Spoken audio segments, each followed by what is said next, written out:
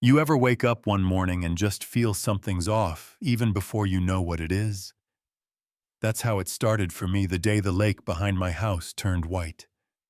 At first I thought it was fog, a thin sheet of mist floating low over the water.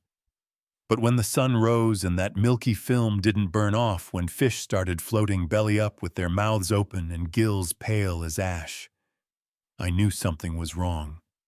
Real wrong. My dog Duke was already at the water's edge before I could stop him. He took a few laps before I caught the smell, sharp chemical like bleach and fertilizer mixed together.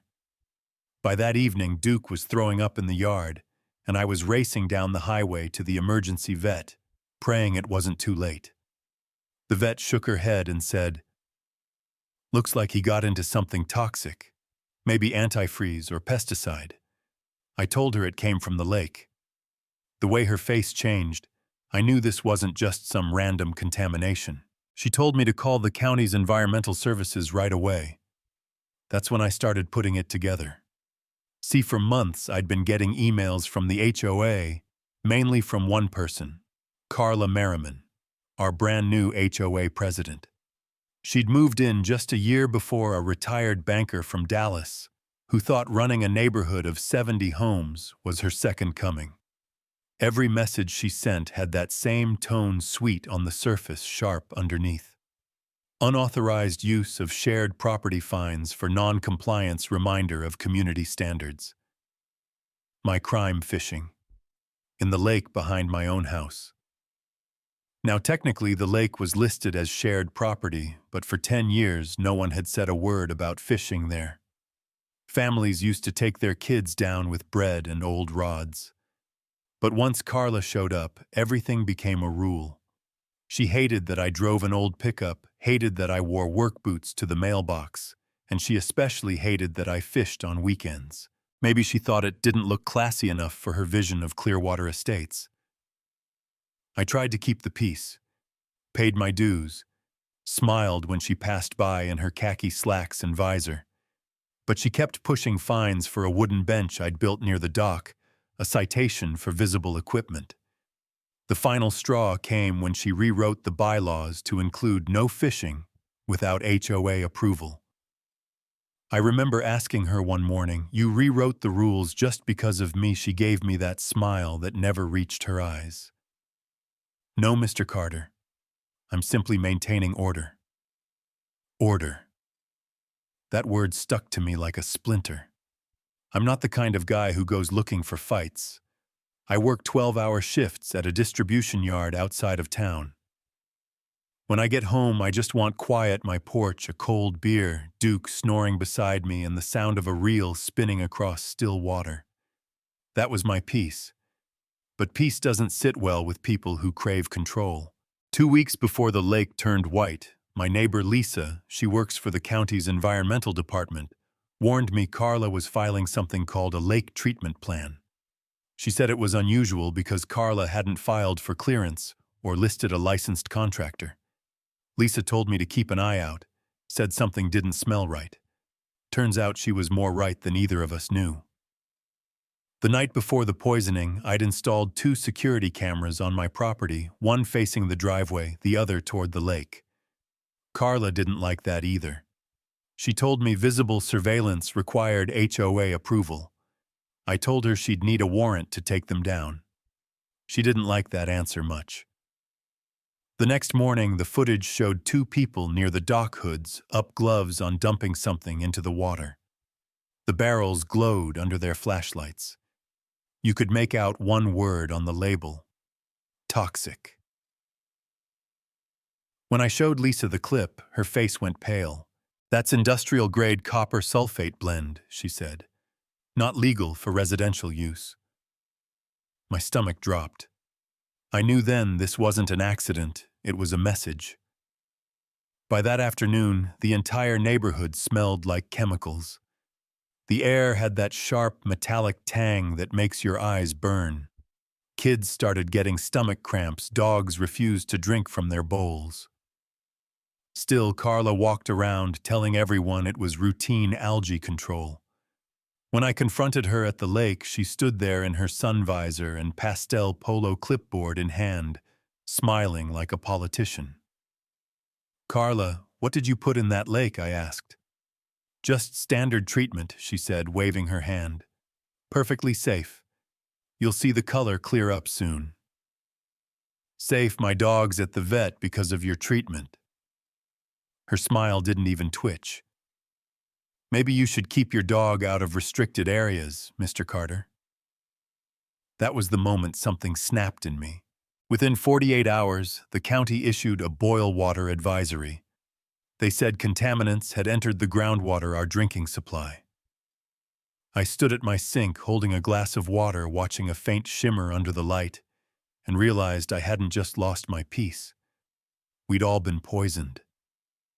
When the inspectors came, they took samples from the lake and confirmed what Lisa suspected: copper sulfate mixed with benzalkonium chloride, both banned for open water systems.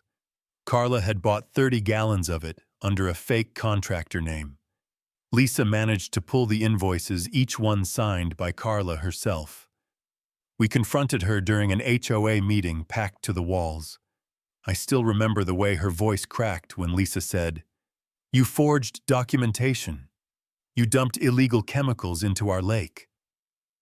Carla tried to laugh it off, said we were overreacting, but the room had shifted. Even her loyal board members looked uneasy. I stepped forward and said, "You did this because you wanted me gone. You poisoned the same people you claimed to protect." She glared at me, voice trembling. "Maybe if you hadn't broken the rules, none of this would have been necessary." You could feel the air leave the room after that. People finally saw her for what she was. The county's Environmental Crimes Division took over.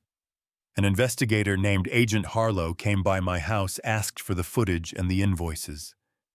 When he saw them, he said quietly, "This is enough for criminal charges." For the first time in months, I felt something close to relief. News vans started showing up, parking at the neighborhood entrance. Reporters called it the Clearwater Lake contamination. Carla issued a statement through her lawyer blaming a faulty contractor. But the county traced every purchase straight back to her. The day they came to take her in, I stood on my porch and watched her walk out of her house surrounded by officers. No cuffs, but no dignity either. She shouted something about harassment, about protecting property values. One of the agents said, "Ma'am, dumping poison into a water system doesn't protect anything." Funny thing, I thought I'd feel triumphant watching her go. But all I felt was tired. The lake I loved was still dead. The air still smelled like metal, and my neighbors, some of them the same ones who'd looked the other way, were now scrambling for bottled water, like survivors after a storm. It took months to clean up. The state drained half the lake, replaced the topsoil, and installed filtration pumps. The HOA was dissolved, replaced by a volunteer council. Carla was sentenced to 3 years in prison and fined for environmental negligence. The neighborhood that once bragged about its tranquility was now a cleanup site fenced in by yellow tape. Lisa stopped by, often helped organize water deliveries, checked on Duke, who somehow pulled through, old boy, tougher than any of us. We'd sit on my porch in the evenings watching the cleanup crews work, the reflection of their floodlights rippling across what was left of the lake. One evening she said, "You know this place might recover. Nature always finds a way." I looked out at the water and said, "Maybe. But peace shouldn't need this kind of pain to wake people up."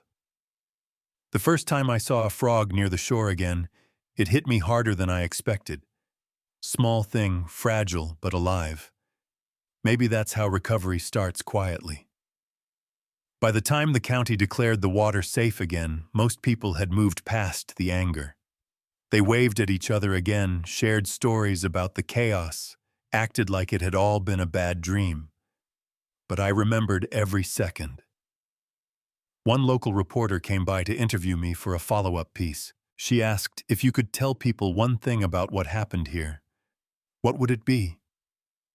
I thought about it for a while, then said, when you poison one part of the water, you poison it for everyone. Don't mistake silence for peace, it just means nobody's brave enough to face what's wrong. They aired that clip on the evening news. It got passed around online for a few days, then faded like most things do. But every now and then, someone from another town sends me a message saying they showed the story at their HOA meeting as a warning. Sometimes when the air's still and the lake catches the sunset just right, I take Duke down to the dock again. The boards still creak, but the smell is clean now, earthy. I sit there, feet dangling above the water, and cast my line. Not for fish this time, just for peace. Maybe the lake and I both got poisoned by the same thing, someone's pride. But maybe, just maybe, that's what it took for this place to find its soul again. If you were in my shoes, would you have stayed and fought back or packed up and left? Tell me what you think down in the comments. I want to hear how you'd handle it. Because sometimes standing up for what's right costs everything, but silence costs even more.